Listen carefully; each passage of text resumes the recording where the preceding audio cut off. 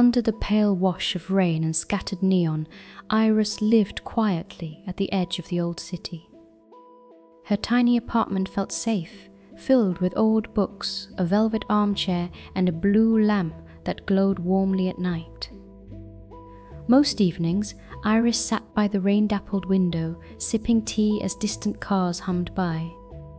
But tonight, a soft, unfamiliar tapping pressed on her senses, rising above the patter of rain.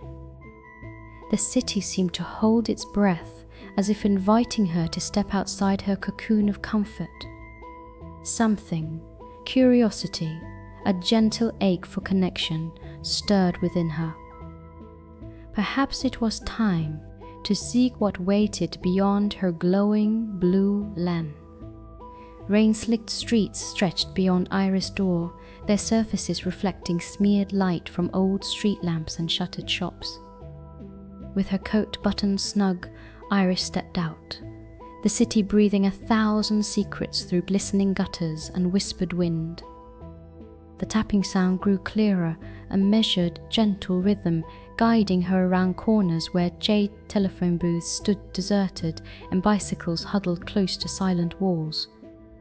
Each window she passed, lit with its own glow, felt like a heartbeat in the night, and Iris wondered about the stories quietly blooming behind those curtains.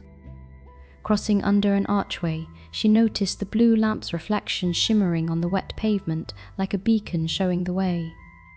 Between the sigh of wind-blown leaves and the muffled thunder, Iris' footsteps led her to a narrow passage overlooked by most. Here, the city she would, its hard she will, puddles winked back, fragments of lamplight, and a stray cat, fur slick with rain, paused beneath a flickering bulb to consider Iris before vanishing into the gloom. In this liminal world of shadow and shimmer, she listened for the tapping, a subtle, luminous percussion echoing from further on.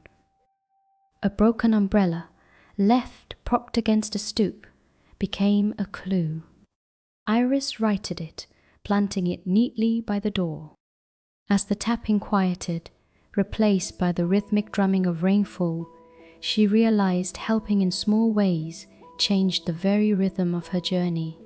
Deeper into the maze of back streets, Iris encountered a low-slung building with its door ajar and golden lamplight spilling onto the stones. The tapping now sounded like gentle knocking, as if inviting her closer. Inside was an old detective agency, a relic from another era. The office, cluttered with files and ticking clocks, was tinged with the scent of coffee and rain. A tired, kindied man sat behind the desk, peering over his spectacles. Sometimes the city brings souls together just when they need it, he said softly, gesturing to the kettle by the radiator. Iris hesitated, but then accepted his offer of warm tea. As they shared a lingering silence, the man revealed he would lost something precious, a silver fountain pen, his late partner's keepsake. He described it, engraved, small, perhaps lost somewhere on these rainy streets. Iris promised to keep watch. Thanking the detective, Iris returned to the wet night, determined to help. The rain's rhythm was softer now, beads clinging to her hair and lashes.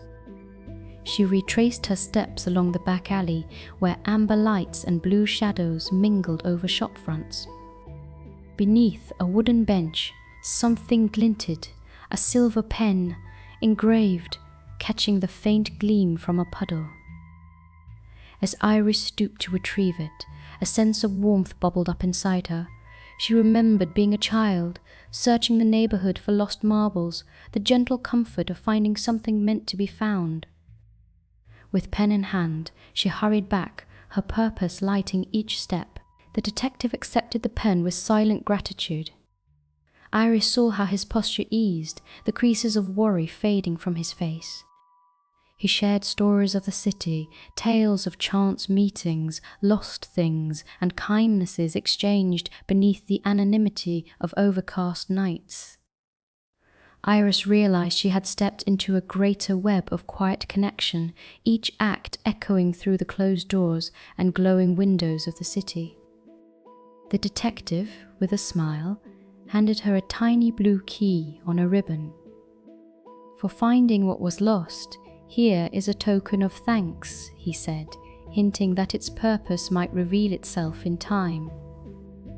As they parted, rain subsided to a hush, and the city's lights blinked softly like stars behind curtains. Cradling the blue key in her palm, Iris wandered home through sleeping streets.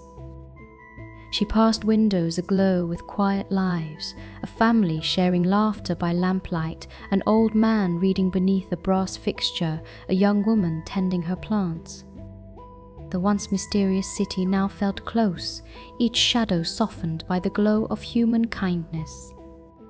At her own doorstep, Iris found the key fit a small, forgotten tin box left by her mother long ago. Inside, nestled in blue velvet, rested a locket, a tiny moon engraved with the word "Belong." She smiled, understanding that, in seeking the unknown, she had rediscovered her own place in the puzzle of city life. Wrapped once more in her velvet chair, Iris placed the locket and blue key beside her glowing lamp. Rain tapped quietly at the pane, but inside a profound calm grew. She watched the blue light painting gentle patterns across books and walls, warming every shadow the city had cast. Her adventure lingered in the hush, the memory of kindness, humor, and hope, discovered in a world of midnight rain and hidden hearts. Iris let her eyes drift closed, comforted by the knowledge that wonders await whenever doors open to the night. Somewhere in the city, other gentle mysteries would unfold, and tonight the blue lamp would watch over her rest.